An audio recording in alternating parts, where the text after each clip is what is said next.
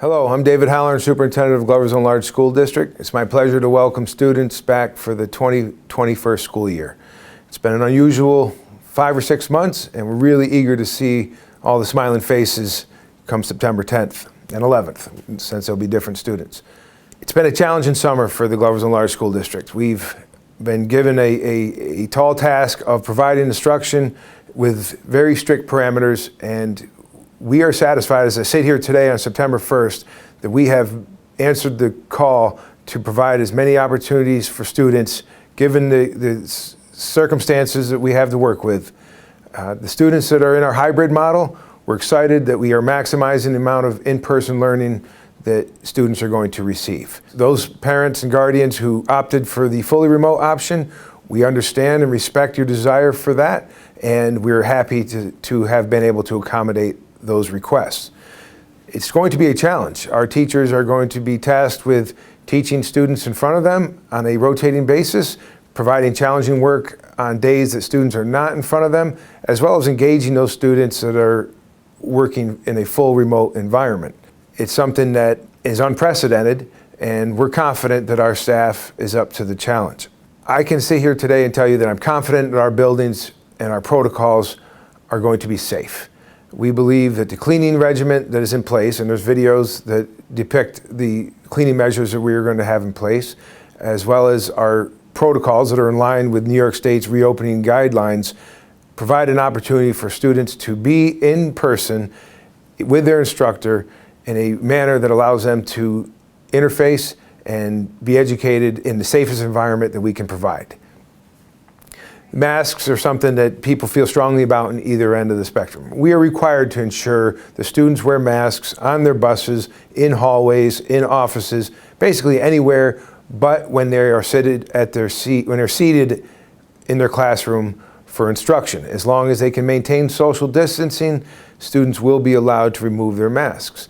If a teacher decides that he or she needs to close that gap and come to close proximity to students to check work, provide assistance, students are going to be asked to put their masks back on, and we fully expect students to comply with that request. It is an expectation from the state of New York that we fully intend to comply with. The instructional opportunities for students are enhanced in some ways this year because our numbers are so much lower that those students, when they're in class on an alternating day basis, they are going to be with 7 to 8 or 9 of their classmates. That provides a lot more one-on-one opportunity than students would have received in a classroom with 20 to 25, 26 students. We hope our students take advantage of that quality one-on-one opportunity, and that they are asking a lot of questions of their teachers and really engaging in instruction. It's really important that students, when they're not in class, are doing the work, that they are signing on when they are expected to, that they are engaging remotely, both fully remote students and hybrid students on their days when they are not with us. There's so many facets to this coming school year that much of what I'm speaking to has already been addressed by building principals or central administration in the numerous videos that we've already posted this summer. There's been a number of documents sent out to families, and there'll be more coming in the days ahead that help parents and guardians understand what the expectations are for students. The daily temperature checks is something that the district decided to take upon ourselves, at least to start the school year, because we understand not everybody has a thermometer at home. The attestations that a student has not been in contact with a person with COVID or has traveled to a state that has a travel restriction currently in place with New York State, those will be rolled out, and students and parents and guardians will be asked to fill those in using an app through Family ID in the days and weeks ahead. In the beginning, if we have to do it by paper, we will, but that is something we expect to get better at. And as time goes on, we are hoping that more parents will take students' temperatures, and if your child is over 100 degrees, keep them home. If students are found to be over 100 degrees at school, they will not be allowed to attend classes that day, and they will need to be picked up. They will be isolated until they can be picked up, and they will be referred to their primary physician, who will make a determination as to where to go from there. Other aspects that we understand are challenging to parents is one is transportation. The rules set forth by the Department of Health and New York State Education asserts that only 22 students can ride on a 66-passenger bus. So students will be expected to wear masks as well as socially distance on those school buses. That provides a logistical dilemma for the district, as we are not sure yet how quickly we can disinfect those buses to get them out for the next run. So our secondary students are picked up first. Those buses will be disinfected using the new sprayers that you can see on the video that was posted by Mr. Mustafa, and is also in today's newspaper. There's an article in the Leader Herald regarding this. How quickly we can get those buses turned around for the elementary pickup, especially the shuttle runs, is something that we are still working out. And we may not really understand how quickly we'll be able to transition to pick up students for these purposes until we are actually doing it. We also understand that our remote students, there's a large number of families who have opted for the remote option, and the Transportation Department is still working to determine how to consolidate bus runs that would possibly free up a bus to pick up shuttle run students quicker.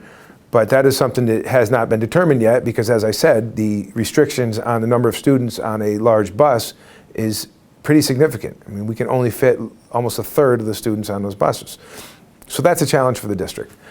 The health screens, as I mentioned in the morning, we're going to be taking the temperatures of every student every morning, and that is going to create somewhat of a possible bottleneck, but we are going to do everything in our power to ensure that that does not occur. We've purchased a large number of thermometers to be able to check students and hopefully do so in a timely manner. The district has purchased a large number of masks.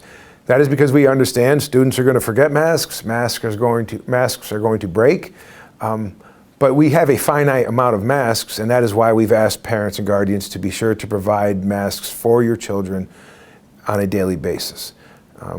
Something that we don't expect parents to just send their children to school every day without a mask and expect the district to provide them with a new one each and every day. It's somewhat of an unreasonable expectation, because we are working with a finite amount of resources. And the COVID crisis has left the district in a situation where the state is holding back 20% of our aid. So something like that is something that parents can really help us with to ensure that we are being as fiscally responsible as we can. We spent a considerable amount of money on cleaning equipment, on personal protection equipment, hand sanitizer, all the above. We are in the process of purchasing more Chromebooks. That's something I know has come up in a number of inquiries to our website. There's going to be a more robust process in how we distribute Chromebooks than there was in the past. When we closed down in March, we did our best to get devices in the hands of every student who needed them. And it was the vast majority of our students. And that is still the case. But too many of our Chromebooks did not come back to us.